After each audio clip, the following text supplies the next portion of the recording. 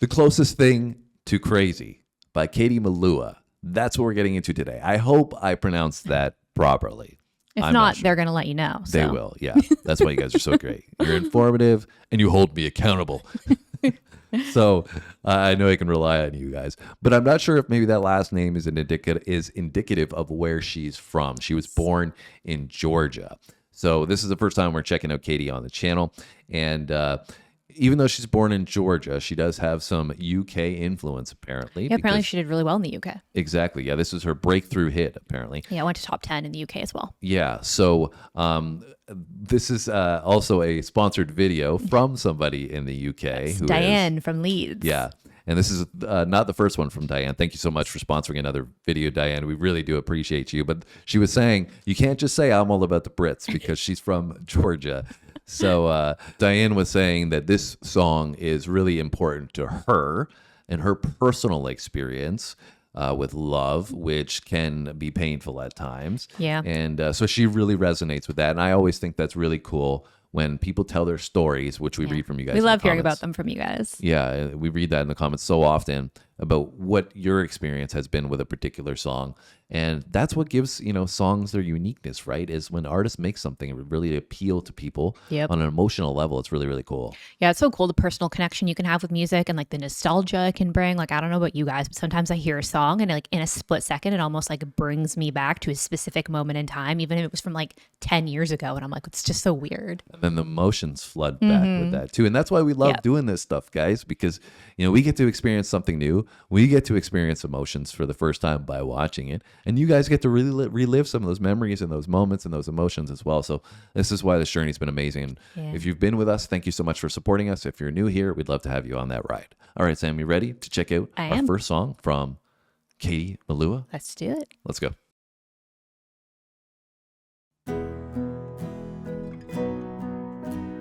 Rock Queen. Mm-hmm.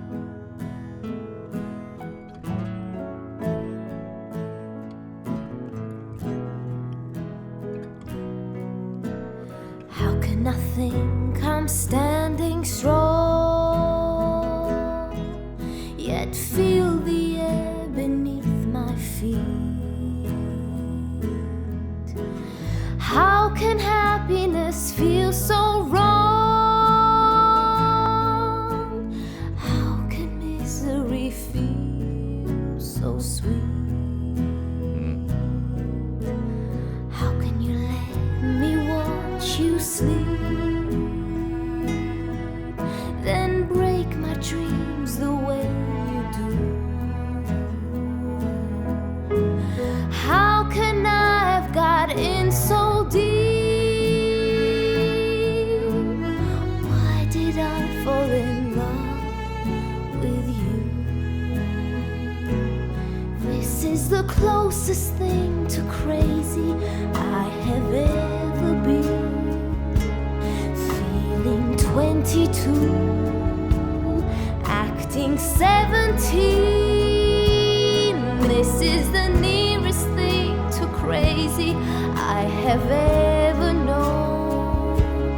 I was never crazy on my own, and now I know that there's a link between the two.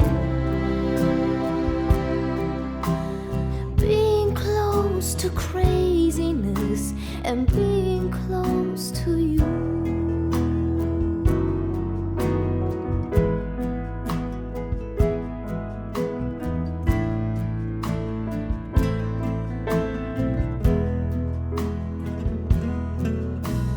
How can you make me fall apart,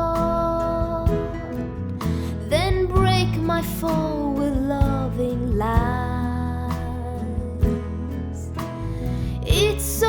Easy to break a heart. It's so easy to close your eyes. All right, so Samantha, how are you feeling about this song? It's serenading, maybe not in a positive way so much, but she's definitely serenading with that vocal. Yeah, I think her vocal's very unique too. I feel like there's something just different about it. Like, it doesn't sound like a lot of other female vocals that I've heard before. So I could definitely see why it would like stand out and be unique. And, you know, I think she's kind of talking about something that a lot of people can probably relate to when they're in a relationship. And, you know, you almost feel like you're going crazy because it makes you do things you wouldn't necessarily normally do. And I think also too, right, she kind of talked in the beginning about this idea of almost like staying in the misery of being unhappy, or things maybe being a little bit toxic, or like not going the way that they should be, but you stay there because just like being around that person feels better than like losing them type thing. So, you know, I think that a lot of people kind of struggle with that, and, you know, they struggle with leaving a relationship if it's not going the way that it should be, just because of these like crazy feelings of being in love and not wanting to lose a person.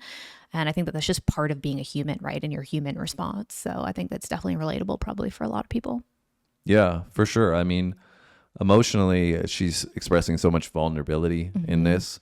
Right. I think that's beautiful that she's talking about things, as you said, people all experience to some degree, right? Because part of love is making yourself vulnerable, right? And that's what she's giving us from the song and from the sound.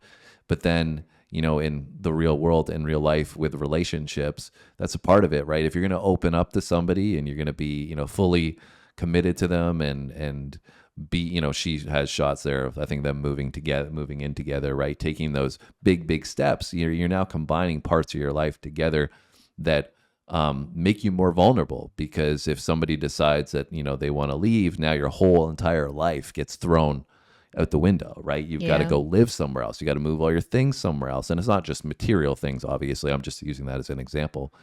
But clearly, you know, she's talking about the fact that you can love somebody so much, and there's so many good things about them, and they make you feel a certain way.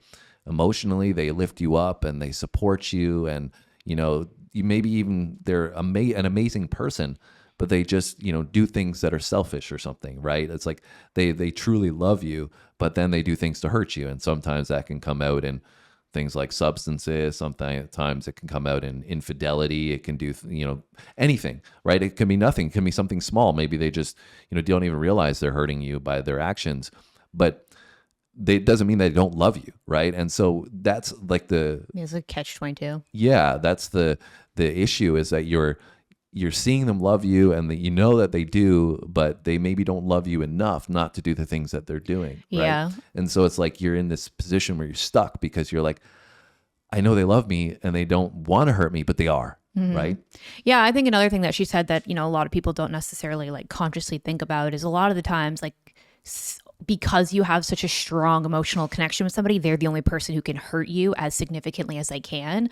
But then at the same time, like, they're the only person that can then fix it or make you feel better, right? Like she said, like, oh, you break my heart, but then you break my fall, right? So it's like, you know, it's like they have the power to hurt you, but then nothing's going to make you feel better except for them. So it's just kind of this like recurring cycle. And that's the closest thing to crazy, because you have this feeling of like, what's wrong with me, right? Why do I keep doing this? Because it's such, you know, a counterbalance between the two things of feeling so good, such a great high, but then feeling so low. Highs are high and the lows are low. Yeah.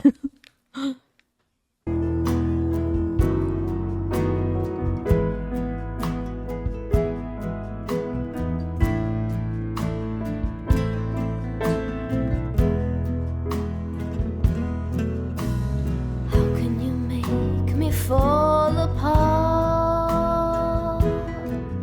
then break my fall with loving lies? It's so easy to break a heart.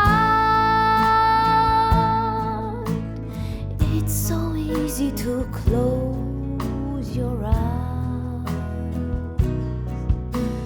How can you treat me like a child?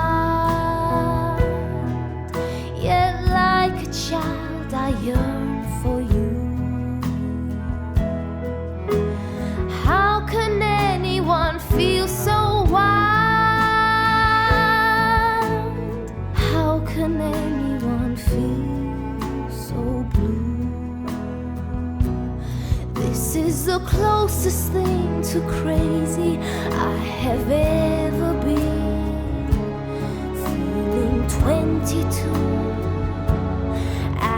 17. This is the nearest thing to crazy I have ever known. I was never crazy on my own, and now I know that there's a link between the two. Being close to craziness and being close to you.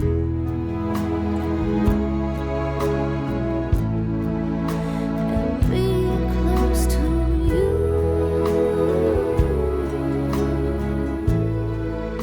And being close to you.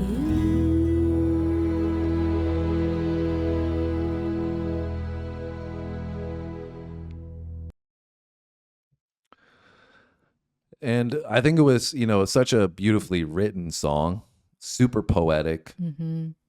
I think that really an interesting sound. It kind of had this like country jazz pop mix all combined into one.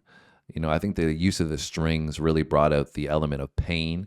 In certain sections, it felt like there was a violin that was almost crying to a degree. And obviously the acoustic presence really adds to that vulnerability. I mean, we talked a lot in the middle of our break there about the song and the context of it, but I think musically it was beautifully done. She has a great vocal. Yeah. Really soft and vulnerable, like I said, but powerful at the same time. And I feel like the way this was constructed from a songwriting standpoint was really well done, because it wasn't aggressive. It was like you look at this topic and be mad about it, right? Like, you broke my heart.